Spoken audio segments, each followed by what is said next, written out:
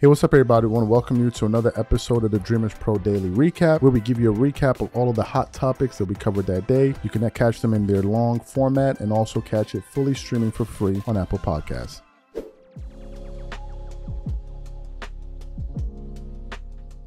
Yesterday, we produced the show. And this show was centered on Stephen A. Smith and his incredible story about his basketball career collegiately, right? And we pointed out a bunch of incongruities and things that just, quite frankly, didn't add up and didn't make any sense. Of course, you had some people in the comment section who tried to make sense of the nonsense. Some people even took it as far as, you know it's bad when some dudes took it to the point of, oh, you're trying to attack another black man and trying to pull a black man. It's like, you dudes just never fail. What are you insinuating, that what, I'm a racist? Where are we going with all of this?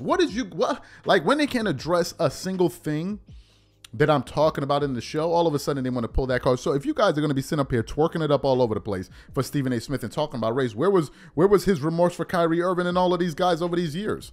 And Kwame Brown and the rest of them. I didn't see you dudes. I never saw you dudes talking about standing up for the black man and all of that. Where were you dudes? All of a sudden you butt hurt because I'm talking about Stephen A. Smith. All of a sudden you want to sit up here and cry it up. Listen, stay out of the comment section. Stop wasting people's time and get the hell out of the way. Let's get to the substantive issues that we're dealing with. Anyway, as you guys know, Stephen A. Smith has a story that makes absolutely no sense. Okay, in one audio, he's saying he played one game in college. The next day, he's saying he didn't play any games. Then they're saying he hit 5 3-point shots in his basketball career, and then therefore, but he's averaging 1.5 points per game. And some people are saying, well, no, he only played 9 games. He played 9 games, so that's how he's doing it. So if that's how he's doing it, then why does Stephen A. Smith himself say, I only played 1 game? And then in another soundbite, go out there and say, I played no games. Help me figure this out. Help me figure it out. He got injured, and then what?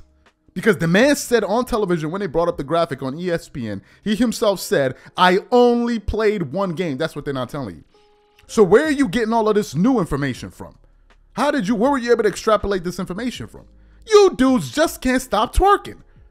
And the part that kills me is y'all trying to make sense out of this. It doesn't make sense. Like, own it and let's move forward.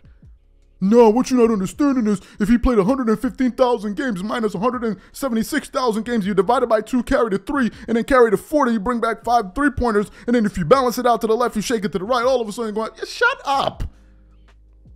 Like, enough is enough. We're tired of hearing all of this nonsense, and it seems like we're not the only ones that are sick of it, because comedian Corey Holcomb, who is, by the way, hilarious and somebody that will roast your ass if you're not, he don't play no games when it comes to that roast. He don't play no games. So he is hilarious, right? Super hilarious, and he's one of the big presence voices that we have in culture right now. And he was talking about it, and I came across a soundbite this morning of comedian Corey Holcomb basically flaming the hell out of Stephen A. Smith over this controversy about his basketball career in college, where he essentially said, "You straight up capping, and you need to stop lying." You need to stop lying. But before we even get into his comments, this video is brought to you by a brand new sponsor, Prize Picks, the largest daily fantasy sports platform in North America. Prize Picks is really simple. Instead of just selecting a team, you just select 2 or more players, pick more or less their projected stats, and then you place your entry. For example, this week, I'm selecting 2 entries.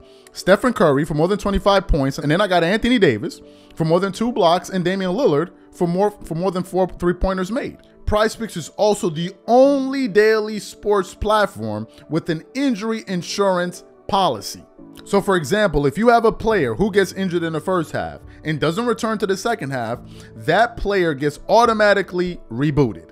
What I also love about PrizePicks is that it offers weekly promotions like Taco Tuesdays. Each Tuesday, PrizePicks discounts select player projections up to 25% to provide even more value. So go to prizepicks.com/CLNS and use code CLNS for a first deposit matchup up to $100. That's go to prizepicks.com/CLNS, use code CLNS for a first deposit match of up to $100. And once again, once you support this sponsor, you're supporting this channel. Thank you. So what we want to do is we want to play exactly what Corey Holcomb had to say about Stephen A. Smith, and then we're going to come back and continue on the show. Take a listen to what he had to say here. When Cat went on Shannon Sharp's show, in my opinion, it was a way of jumping off. And when I tell you jumping off, it is hilarious some of the I'm seeing on the internet now. They want to do numbers like Cat did that day, but that's not going to happen. But these is actually jumping off. We starting with Stephen A. Hurt feelings for Captain Smith. Oh, so you saw that one too then? Man, I was laughing like a he let that get up under his skin. But Stephen A. Smith got caught capping. Let's start putting on blast for capping. If you capping, you capping. Stephen A. Smith lied about hooping for Winston-Salem State. It was all a cap. Because when you put that your little memoir book, you know, reading that anyway. But for them to be trying to get at his ass, they read it. And they caught you up, didn't they?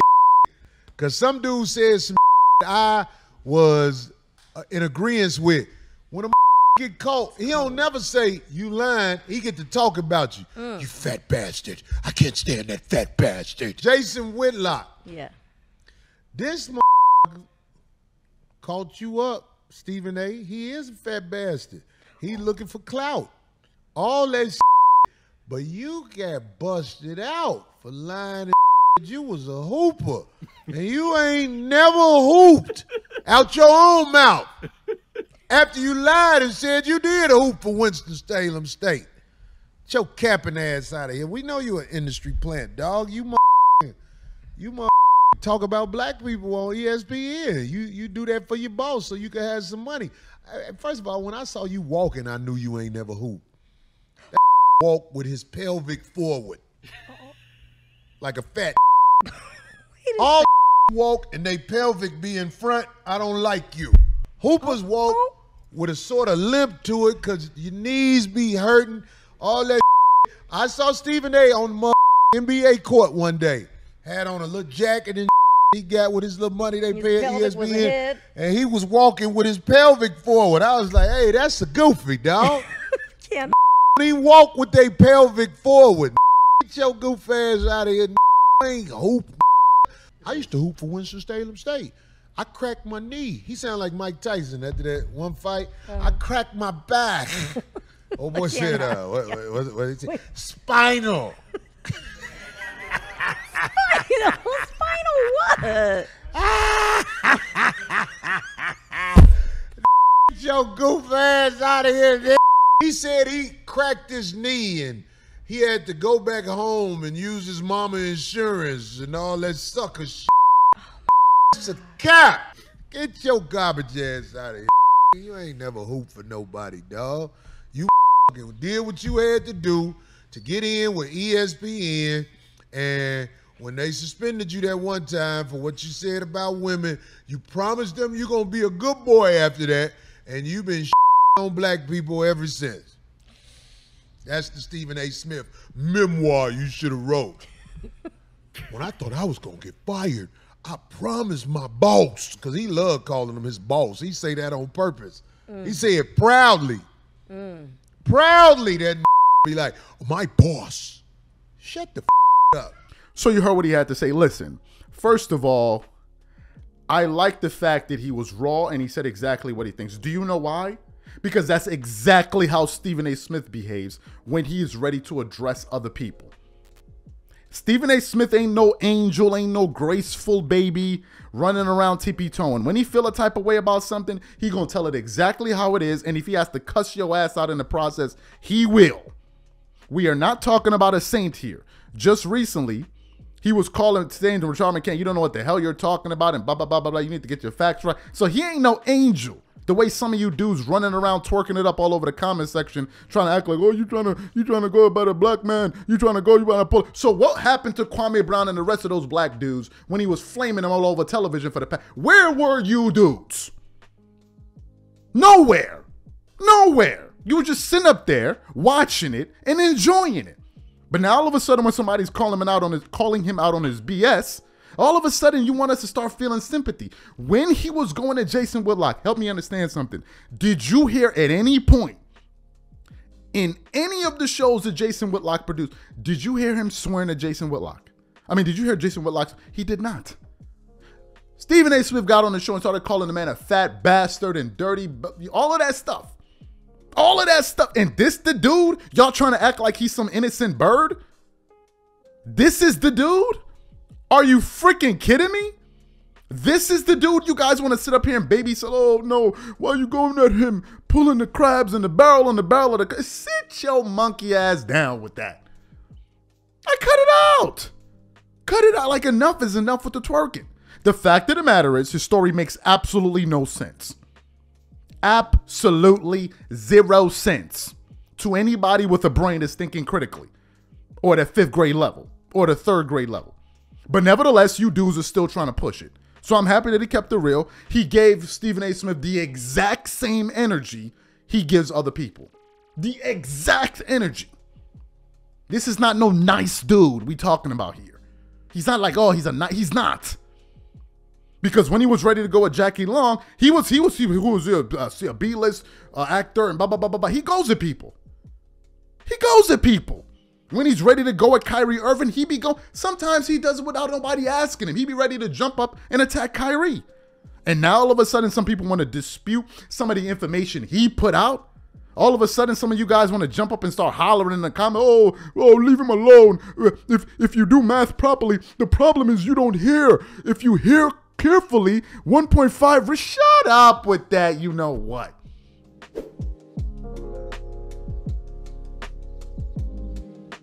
We've been getting a lot of comments, bunch of people asking us, talk about the Clippers, talk about the Clippers. Enough about the Lakers, talk about the Clippers, talk about the Clippers.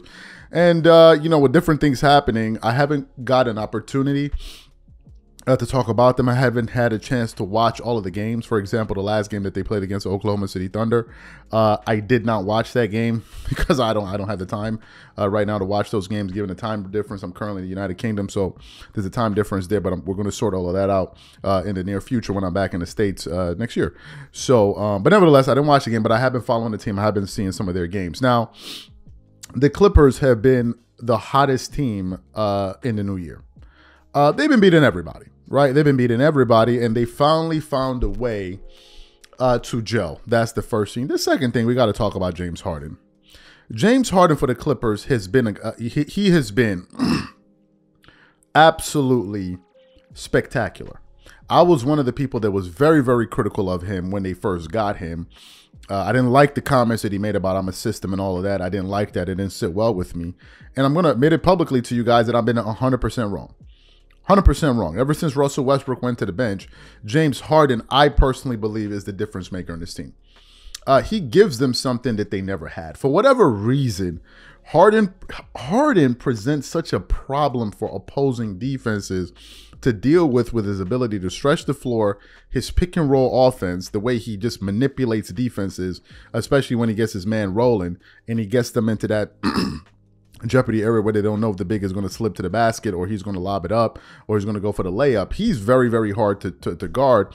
And what is happening is that he has made their offense that much more potent by also being somebody else that can space the floor, but then providing an entirely different element to what the Clippers are doing.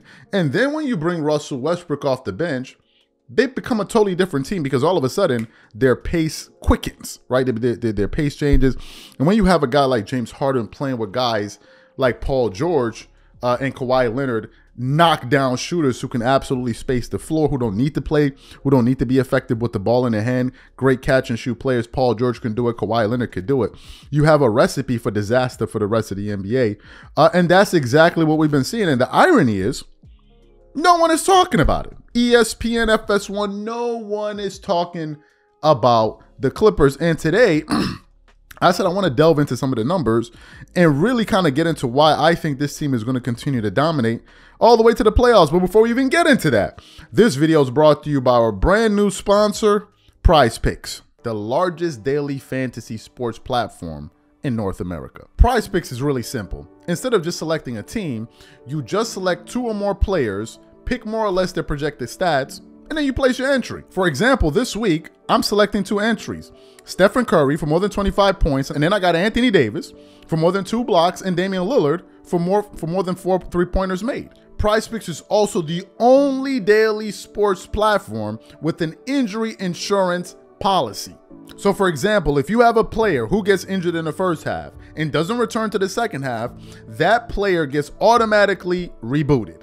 What I also love about PrizePicks is that it offers weekly promotions like Taco Tuesdays. Each Tuesday, PrizePicks discounts select player projections up to 25% to provide even more value. So go to prizepicks.com/CLNS and use code CLNS for a first deposit matchup up to $100. That's go to prizepicks.com/CLNS, use code CLNS for a first deposit match of up to $100.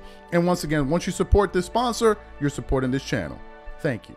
So let's get into some of the stats here and some of the data here. I mentioned James Harden. James Harden for the Clippers is averaging 16.9 points per game on 45% shooting from the field. But get this, 42% from the three-point line while shooting 87%. So if you follow him, he's going to make his free throws, something Russell Westbrook could not do. And he could not shoot such a high percentage from the three-point line. But get this, with the Clippers, he is averaging 4.6 rebounds and 8.4 assists with only 2.7 turnovers, which is the lowest he has averaged, get this, since probably his 3rd season in the NBA. James Harden is averaging the lowest amount of turnovers per game since his 3rd season in the NBA. Now, some people say maybe his usage is not the same. I don't care. To be assisting the ball that much and then only having 2.7 turnovers, that's fantastic. I'll live with it. His defense is also improved. He's getting you 0.9 blocks per game. While he's on the floor, his plus minus is 6.1, and he's getting you 1.2 steals per game. And if you watch him play, you can see that he's definitely picking up his defense, especially with his lateral movement. He's definitely been picking it up. If we look at Paul George, who last night went off again and just had a fantastic outing, he's scoring 24 points per game on 46.8% shooting 42% from the field. 42%. Let me just give you guys some data quickly. You now have 2 guys in the starting lineup that are shooting over 40% from the 3. They did not have that with Russell Westbrook. You have that with James Harden and Paul George. James Harden is also shooting 91% from the, Paul George, 91% from the free throw line, while getting you 5.5 rebounds a game, 3.7 assists, only 2 turnovers, and 1.6 steals. Right? Paul George has been active and engaged this season. If we look at Kawhi Leonard, he's getting you 23.8, 24 points per game. Get this, on 52% shooting, while shooting 44% from the field, 87% from the free throw line, 6 rebounds, 3.6 assists, 1.6 turnovers, and 1.7 steals and 0.8 blocks. Now, if you watch the Clippers play, you'll know something. Some people say, oh, that's all Kawhi Leonard averages, 24 points per game. If you watch the Clippers, you will know that Kawhi Leonard gets doubled all game long. They double Kawhi all game long. Opposing defenses are like, we'll let everybody else beat us. We're not going to let Kawhi beat it. I've never seen, it's been a while since I've seen a player double that. Every team doubles Kawhi Leonard from start to finish. From start to finish. But the problem is you still have other guys like Paul George and James Harden in the starting lineup. Then you got guys coming off the bench like Terrence Mann. I mean, not Terrence. Terrence Mann, he's the starting line. You have what's his name? Powell. Let me get the roster right. I can't even remember his name right now. Oh my God, I can't even remember his name. Powell. I can't remember his name, but anyway, he comes off the Norman Powell. Norman Powell, who's one of the candidates for 6th Man of the Year. He comes in. He's a spark plug, and they have so much offense, and they're so talented, and they're so deep as a team. That if you're not going to double Kawhi Leonard, you're going to have to deal with those guys. And the minute one of them get hot, one of those other guys get hot, Kawhi is going to get loose. And Kawhi is shooting 52% on his opportunities, which means that he's making the most out of his opportunities. So that's another aspect. If we look at them from an overall standpoint, the Clippers right now, their offensive rating is number 16 in the NBA, while their defensive rating is 18th. Now, some people say, well, that's not, well, I don't understand. Then how is this team so good? I mean, I don't quite get it. The reason is this: the Clippers are beating teams right now with an average of 5.6 points per game. That's the average. The Clippers are scoring 117.6 points per game while giving up 112. 112 is not a fantastic number, but if you're going to be beating teams by 5.5 points, 5.6 points per game, you're going to be pretty damn good. And that's what the Clippers are doing right now. They have the most lethal offense in the NBA. I don't care what their offensive rating says. They have an extremely potent offense. And if we look at the Western Conference standings right now, the Clippers currently sit at the 4th spot. They're tied for losses with the Nuggets at only 14. So the Clippers have an opportunity to move up in the standings. I think they can get all the way up to number 2 if they continue to play well, which is good for them because it's going to give them home court advantage. They don't need to exert themselves the way that they did last season to try to ensure that they miss out on the play-in tournament. To me, you know, I don't want to get too hype. I don't want to get too hype about them. Like, oh, they're going to do what they're going to do. They're going to do well. I just want to kind of monitor the team, see how they're doing, and then just keep quiet and see how they roll into the playoff. But if they're healthy and you have this much offense and you have a coach like that in Tyronn Lue, I think they're going to be deadly. And I think that I think that people should be talking about them more, and they're not going to.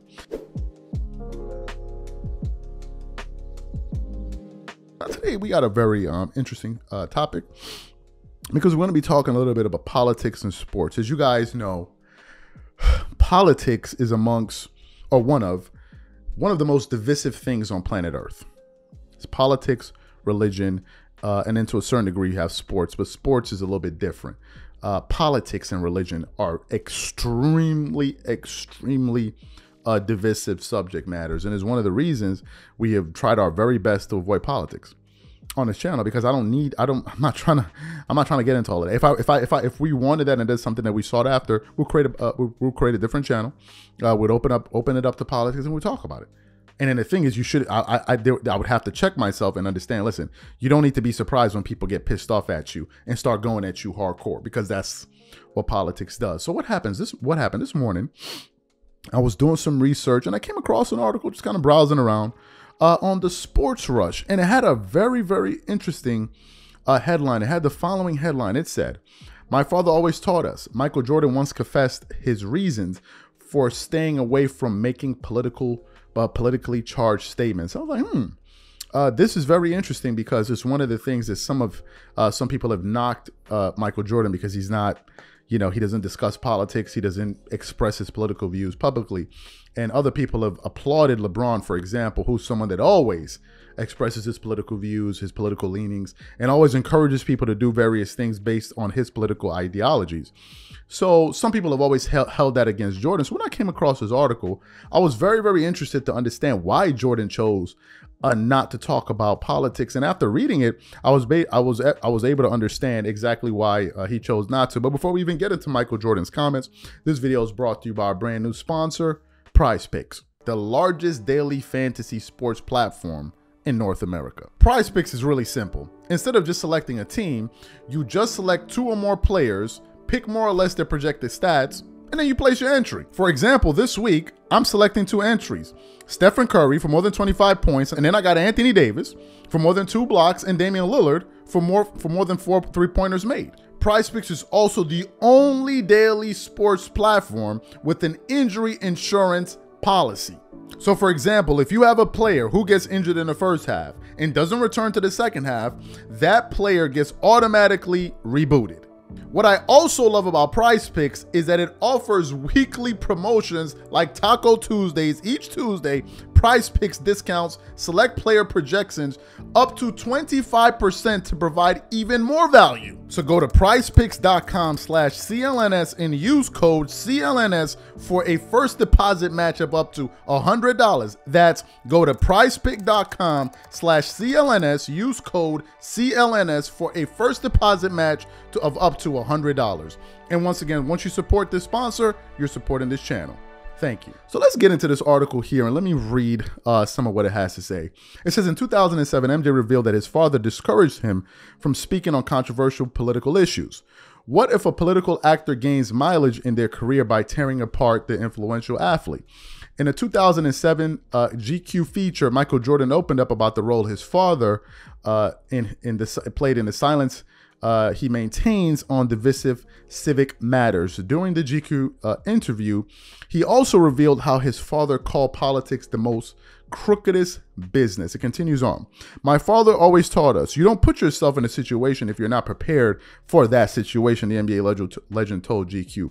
Apart from that, he also highlighted the effort he exerted on his basketball skills to be on the top of his game. He only focused on becoming the best, MJ added. I had absolute tunnel vision. Everything was channeled towards that. So I thought it was kind of unfair that people asked me to do something that I wasn't accustomed to doing just because of my profession. Jordan had no problem engaging with the Make-A-Wish Foundation or even endorsing Special Olympics. There's a ton of evidence that he pursues such matters with a sense of pride. However, if anyone asked him to make a political statement, he'd refuse. He found such requests unfair because he wasn't accustomed to politically charged narratives. He was too invested in working on his hooping skills. If he were to give an uninformed opinion, there would be no shortage of politicians using that to expose him. This would only affect the public's perception of him. On the flip side, LeBron James speaks on social issues quite frequently, at least much more than Michael Jordan did. So you heard what the article had to say. Here are my thoughts on this, and I have a few. First of all, I like his reasoning. Jordan is essentially saying, listen, I'm not qualified to talk about this thing in terms of giving my opinions to the point where people will then start to judge me and act off of some of the things that I say. Here's what I mean. If you and your friends are talking politics, that's one thing. Right? Most people don't have a following. Most people are not as influential as Michael Jordan. So if you guys express your political views, there's no real big deal, is it?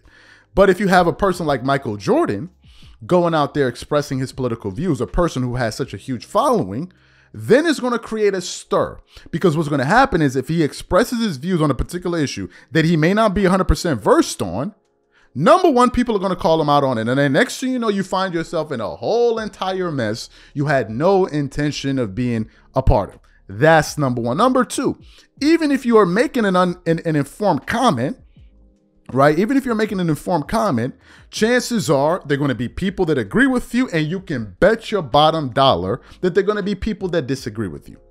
That is the fact of life. And to me, what gets me is there are people that talk politics that are always shocked when this occurs. It's like, what did you think was going to happen? Honestly, what did you think was going to happen? You thought you were just going to say, okay, I like, for example, Donald Trump. And Donald Trump is the greatest thing since sliced bread. And I hope that he wins the presidency. And then all of a sudden, somebody that supports Biden or doesn't support Trump, you don't think they're going to be like, you're out of your damn mind. Why the hell would you support Donald Trump? And vice versa. You can be a Biden supporter and a Trump supporter or conservative, somebody who doesn't like Biden, can say, why the hell would you want to support him? It's par for the course. And Jordan seems to be saying, listen, number one, I don't want to get involved in all of this madness. And I can understand that. There are people that do it. It's your bloody right. If you want to do it, you do it. If you don't want to do it, you don't do it. I believe in the freedom. People can do whatever the hell they want to do. People are also open to, if you take a particular decision and you say a particular thing, people also have the right to react to it. They have that right. Everybody has I believe in that. Ever since I was a child, I'm all about my freedom, my rights, my freedom. That's been my manifesto since I was a kid. You can ask my mom. That's exactly what I've always said. So to me, if Jordan doesn't want to discuss politics, I can understand it. I can understand it. And LeBron, for example, because you're talking about politics here, who's always vocal on political issues, he has a lot of people that don't like him because of that. He's quite, polarizing. And this should come as no surprise. Even to LeBron's support, if you are surprised that LeBron is polarizing when he's putting out views that a lot of people are going to disagree with, you're a bloody idiot. Sorry to break it to you. Welcome to the world. No one is exempt. Nobody. And maybe Jordan said, you know what, I don't want to be a part of it. Now, some people will say, oh, that's a cop-out. You afraid. You got to go out there and say what you got. Let me tell you something. That is just an opinion. Don't let people trick you into thinking their opinion needs to be the opinion. That's just their opinion. There are people that are saying Jordan should speak out on political issues, and there are people that are saying, I don't want to hear from Jordan about political issues. Do you know why? Because he's not the one that's going to be solving them. And finally, from what I understand, Jordan is a person that does things for people without being noisy about it. Jordan donates to various causes all the time. He doesn't shout about it. And then there are people that do it and they want recognition for it. So they're different type of people, but now I understand. And the reason that his father gave, in my personal view, is 100% okay with me. It is a dirty game. And if you don't know that, then you are clueless about politics. If you think that everybody you see talking politics is a holy person, you are lost. That goes for the person you support, and that goes for the person you don't support. It's a dirty, you better believe it. You better believe it. If you are under any other impression, oh, it's a sweet thing, and this guy, because he's up there saying that he really, really loves me, no, he don't. It's a game that they play with you. Just so we are all hip to it. As long as you know that going in, you'll be fine. Politics is a dirty, everybody that knows politics knows this.